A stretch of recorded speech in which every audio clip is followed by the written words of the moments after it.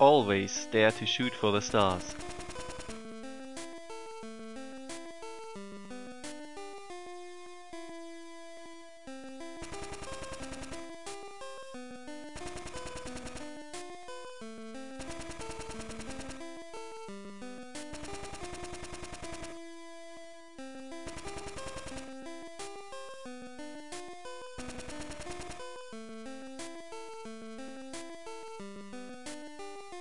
Don't be surprised though if the stars start shooting back.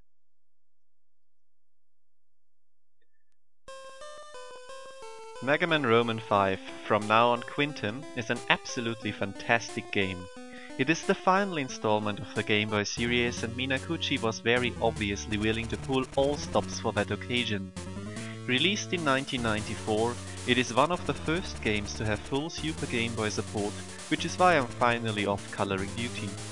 Which is good, because I would have no frame of reference. Everything in Quintum is completely original.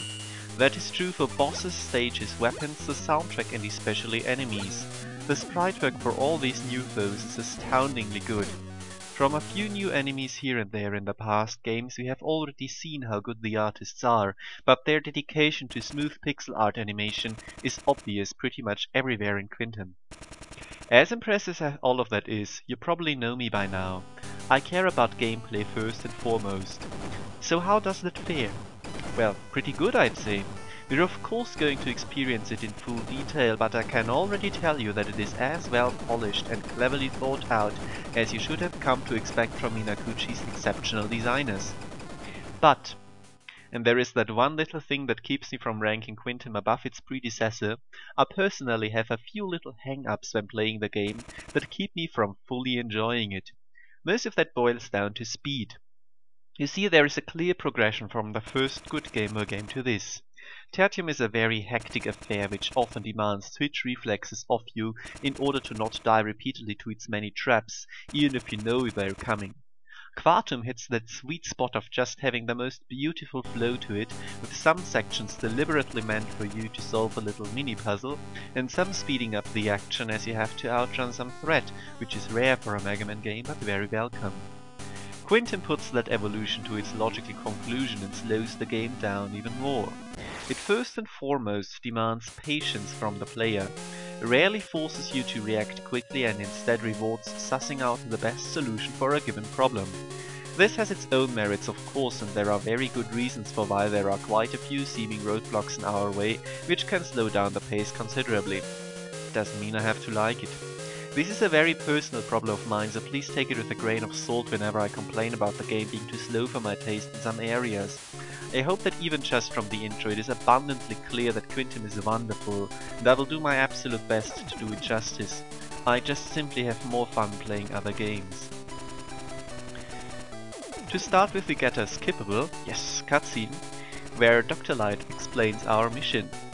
It also explains one thing we saw in the intro, the new weapon we get, which is a rather central part of the game, which is also evidenced by its box art, where you can see Mega shooting off his fist.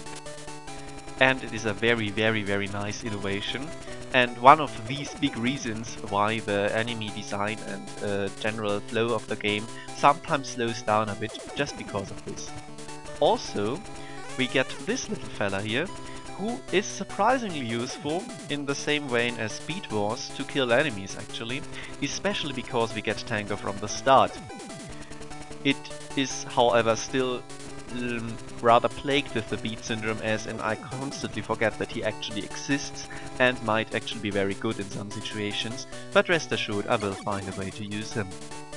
We also have the shop system again, as usual, to take on these four new and exciting foes, which we have no frame of reference for. I hope you look as forward as I do to me meeting them. For now, however, there is a little something I need to address. This being the password system. It is again as complicated as it was in Tertium, now with Tango as an extra player here,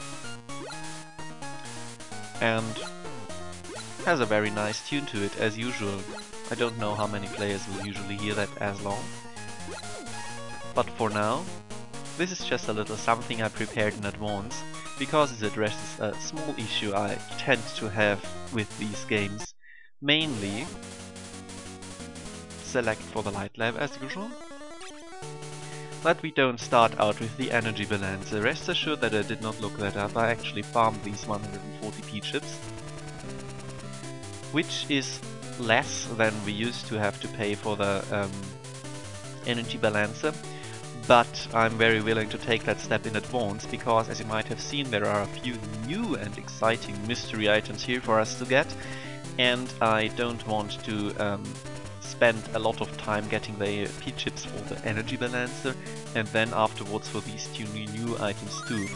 And it's going to make things so much easier on myself if we just have that at the start, which, as again I said, should have been a feature from the get-go. We're going to see how this breaks the game now, of course it won't. I hope you understand that little introduction to the shop system again. And I hope you will join me for this Let's Play Mega Man Quinten. I am Simon and thank you very much for your attention.